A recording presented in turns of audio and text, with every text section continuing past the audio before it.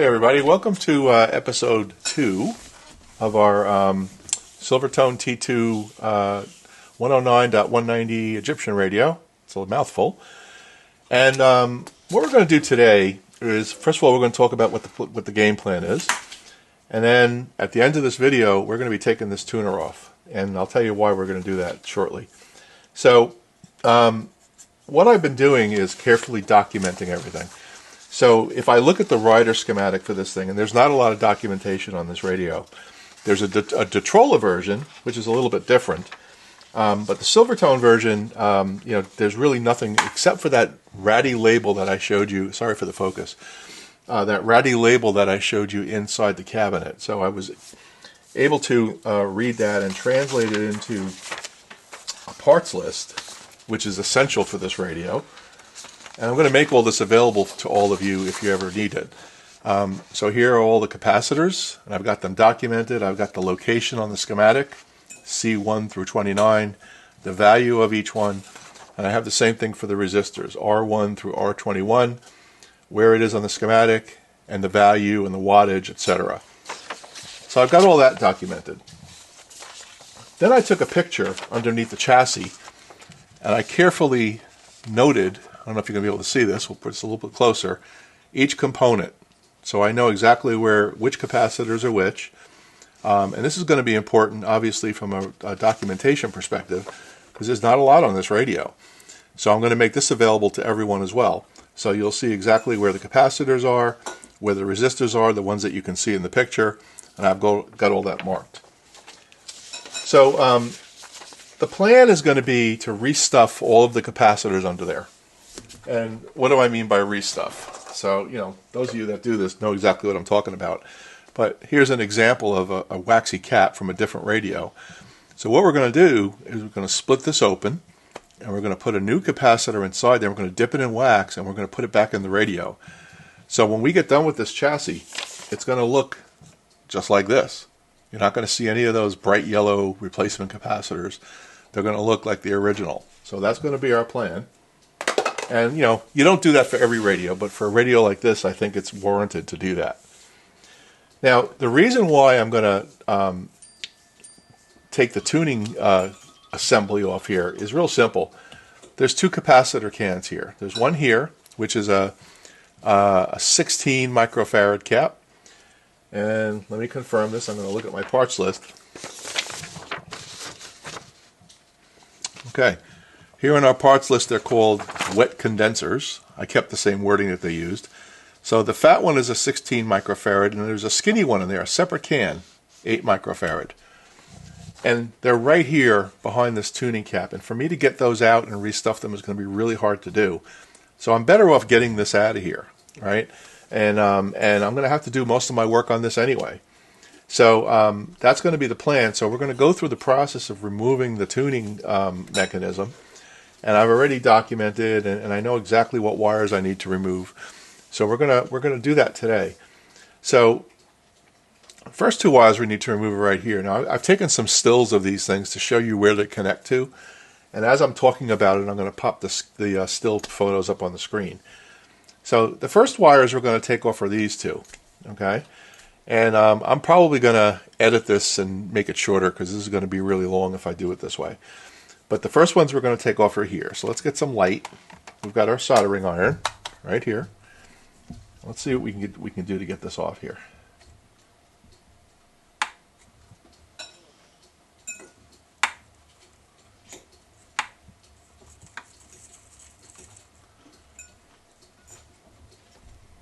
Looks like it's being held on by a couple of strands. Okay, so there's one. There's our wire. Let's see what our second one looks like.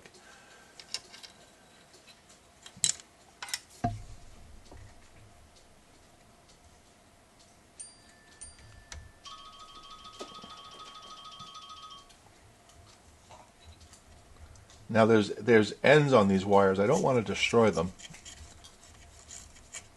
Okay, there we go. There's that one. So these two wires are now disconnected. Okay? Now that leaves this terminal strip, And I'm just going to tack this on here because this is where it belongs. I don't want to get lost. So we're going to tack that back on there where it belongs. Okay, good. All right, that's two. The next wire we have to get is this one. I'm sorry, this one right here, right in the back. This one goes up to this this light bulb socket, which in the last video I told you I had no idea why it was there. Well, that's how you do the presets. So you put a light bulb in there and you turn your stations in, and the light bulb is used to do the preset process. We'll go through that when the time is right, but we're far away from that at this point. So the next wire to remove is this one. So instead of removing it from under the chassis, we're just going to remove it from up here. It simply goes right to this light socket, right here. Okay? So we're going to get our soldering iron.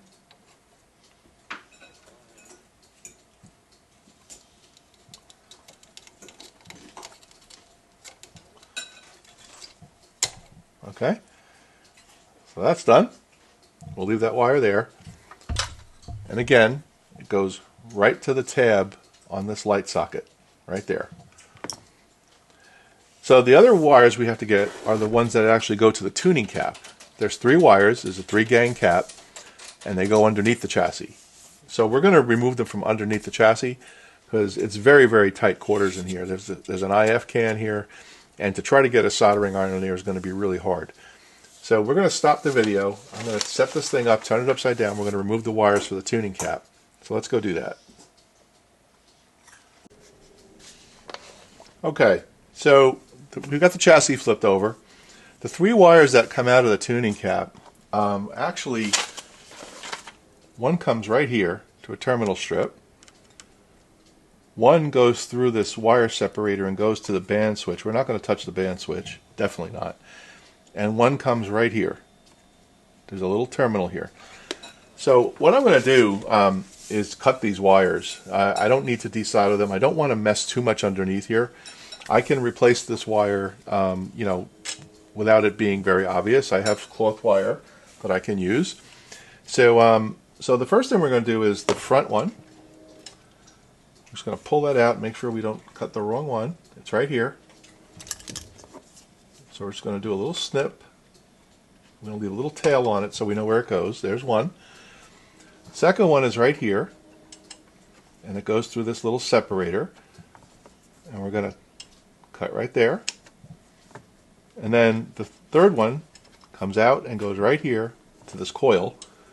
Same deal. Okay, so now our tuning cap is isolated. That's good news. So next step is going to be to take a look at what's holding this whole thing in place. Now before I do that, I want to get this dial pointer off, remove all this stuff.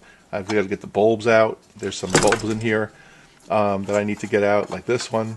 I've got to make sure I get those out of the way and do all that. So let me do all that off camera. There's no reason for you to watch that. And I'll let you know when we're ready to come back and do some more.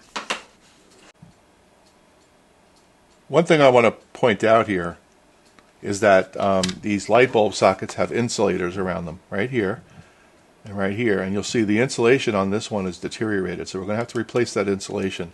They want to keep these sockets away from this metal cup here. Just want to make a note of that. Okay, the other thing you need to know is the motor for this unit. The wires are connected to it right here on these terminal strips.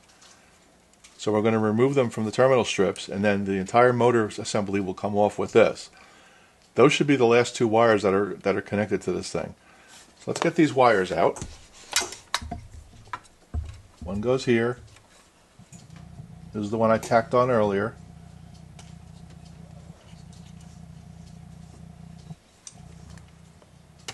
There's one. And the other one is right here. I think we're going to snip this one because I'm going to need to clean this up anyway. Okay. So that isolates our motor.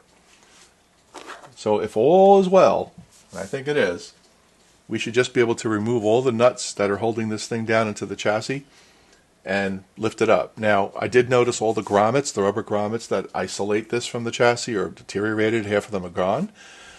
So that's a good thing anyway. It makes sense for us to do this. So let me turn this off. I'm going to situate this thing so I can show you me taking it off, removing it, where the bolts are, and we'll get that set up. Okay, the first thing we did is we took off the nut that's right here in this corner. It's actually a flat washer goes first, and there's a rubber grommet that we have to replace on both sides. There's a flat washer, a star washer, and a nut. Okay? So we've removed that. Now we're going to flip it over and see what we need to do underneath. I don't see anything else on top holding this thing down, and you can see it's starting to move already, which is good. I've taken the camera off the tripod because I want you to see this. See this post right here where my finger is? Watch. All the rubber grommets are gone. Look at that. So that's the first one I need to remove. That's for sure. And I think the second one, let me see if we get some focus, is right here where my finger is. And I think that should do it. So I'm going to remove those two nuts right here and right there, and we're going to see if it lifts off. Let me put this back on the tripod. Okay, for this one here, there's just one nut that holds it on. There's a washer that just fell, and then there's this ground wire right here. Okay? I'll need to grab that washer when I get it. And let's see what we got on this side here. Now this one, the grommets appear to be intact, but they're very, very brittle. So even if you weren't planning on removing this whole tuning capacitor, you'd have to do it anyway. Okay, that's a little bit tight to get in there. Let's see if I can use this. There we go. And there goes a piece of the grommet. It's all falling apart.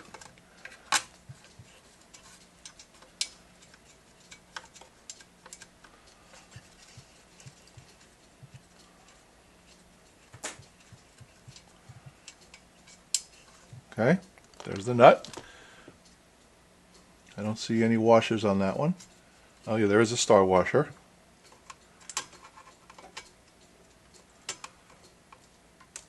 Okay. Let's see if this thing lifts up.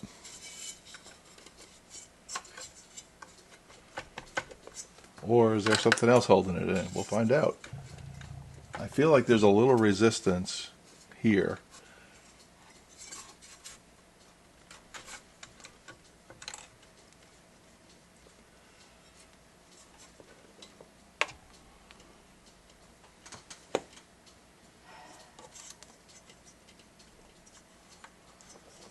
All right, let me turn this off and investigate.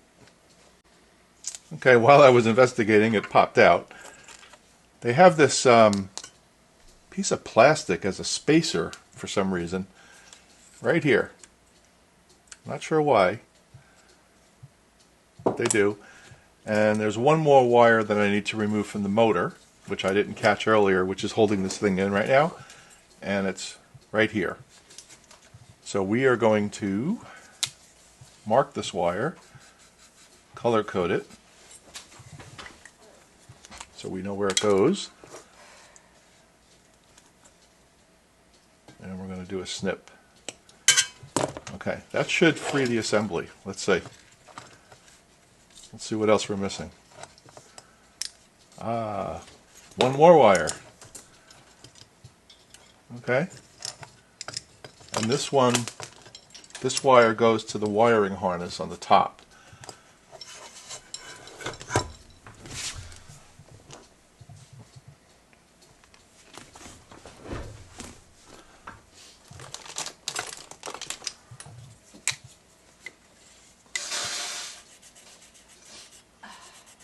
So what we're going to do is mark this wire with a brown marker.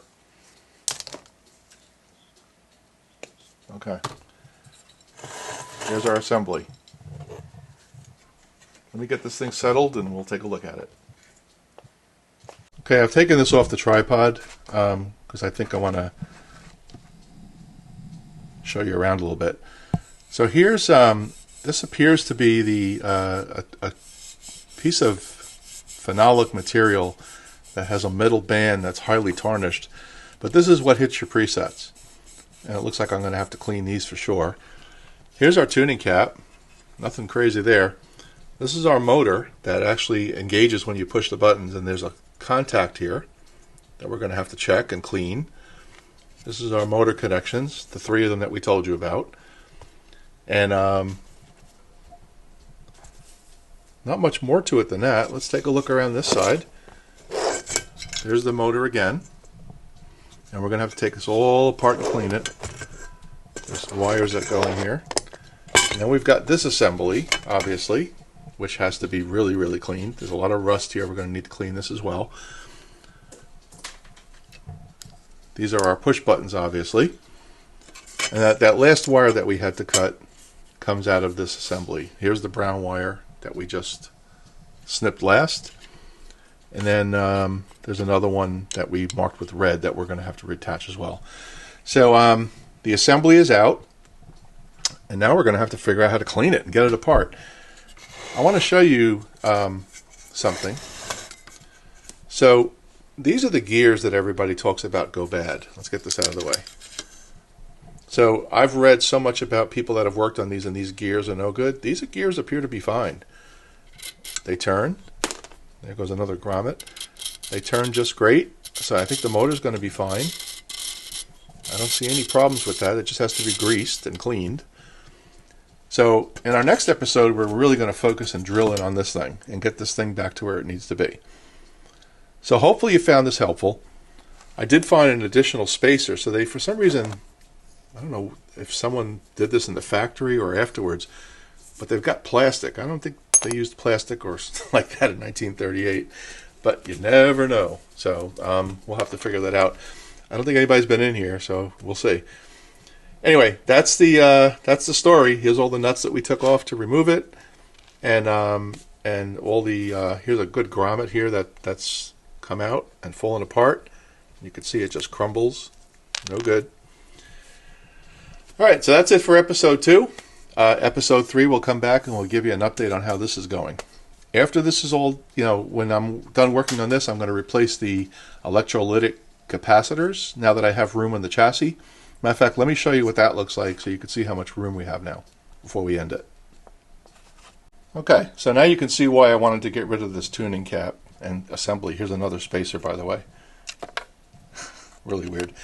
Because they have 2 electrolytic cans here. Now I have free access, and I can also clean the chassis while I'm here. So this works out really, really well. I've got plenty of open space on this chassis to clean it, which is great. I can remove the control, the volume and the tone controls, clean them. So we're in really good shape to get this thing going. In theory, without that, this is a really simple radio. There's not much to it. So it looks bigger than it is. All right, so I've got some work ahead of me. Next episode, you'll see how we're doing. Thanks, everybody. Take care.